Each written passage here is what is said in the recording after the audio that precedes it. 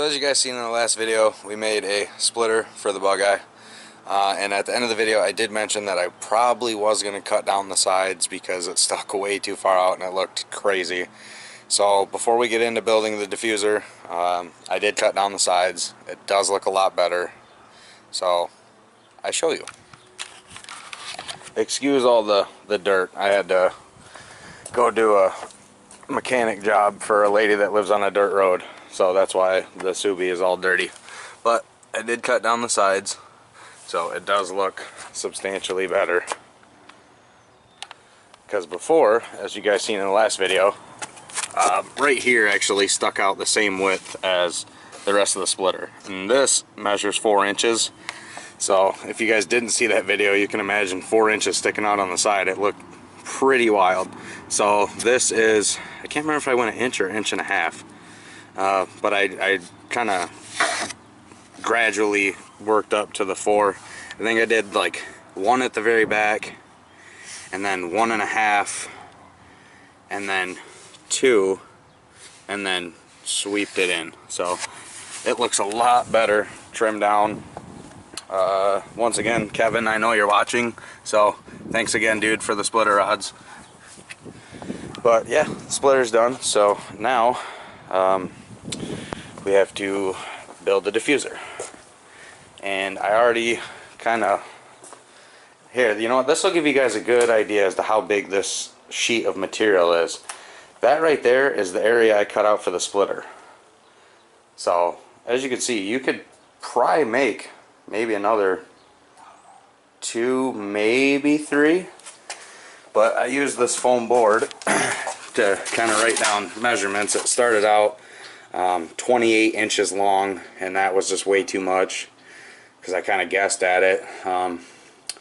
And under the back of the subie bumper, there's 2 little holes, like little indents that look like where you could put, like, drill a hole. And I measured them. They're 16 inches apart. So I went 17 inches, so that gives me a 1/2 inch per side of overhang to make sure that when I drill a hole, here, I'll just use this because I actually have it marked out on the material. So that way when I drill a hole in the corner, there's proper like support, and it'll have, it won't be like right dead on the freaking corner. It'll actually be in a little bit, so that way it'll have some structure around it to help hold it. I am going to bolt this 4 bolts probably on the front side to the back bumper, and then I'll put probably 3 bolts through the spare tire well, which I really don't want to do that, but that's the price you pay for having sweet shit, I guess. So this was my template. I measured, because at first I was going to go deeper in to have a longer fin, but that's just, I don't know, the bump in the spare tire well where the thing hangs down gets right in the way, so it kind of bends it and makes it all weird. So I shortened it up to just before the bump starts to go down, and that was 9 inches, I believe, is what I measured, which will give me still good room this way to bolt to the bumper, so that way there's structure to it. Yeah, as you guys can tell, I've been walking all over this freaking thing. There's shoe prints on it. There's dog prints from my dog, because he's been dragging shit in my garage, like that water bottle that he loves to play with for some reason. But I'm really hoping that 17 by 9 inches is going to be a decent looking size, because I don't want it to look too small, but I don't want it overly large. And then I'll make the fins to match. I'm not sure if I'm going to go with a 3-inch long fin or a 4-inch. I guess I'll have to cut this up and make a few and tape them onto here and see how it looks. But as for right now, I'm going to go ahead and get this cut out, and then we'll deal with the fins.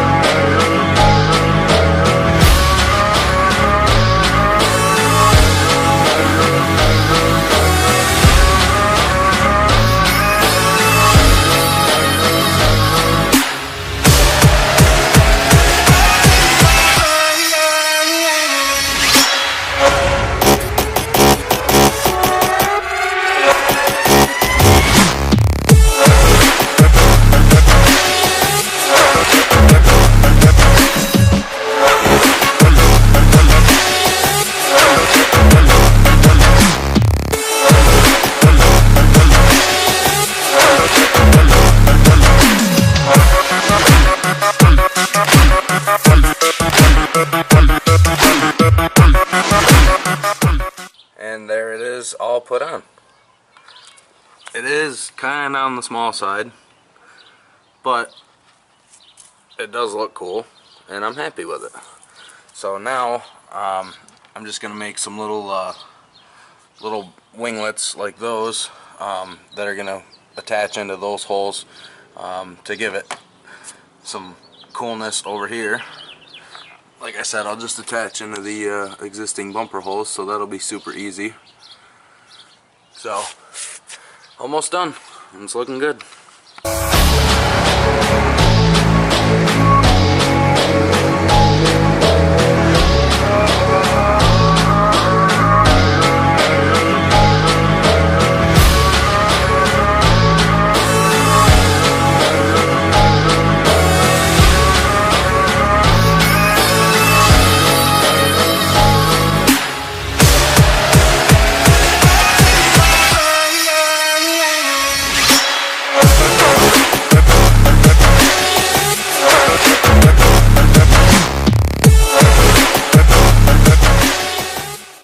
Well, here it is all done. There's the little winglet I made for the bumper. Kind of adds a nice little extra touch. It's cool because it's even with the bumper right here, and then in the front it's set in.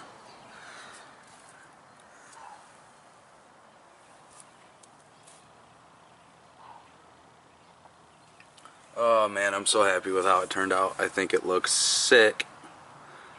And I saved a shitload of money. But that's gonna do it for this video. I'm just like completely covered in, you can probably see it on my face a little bit.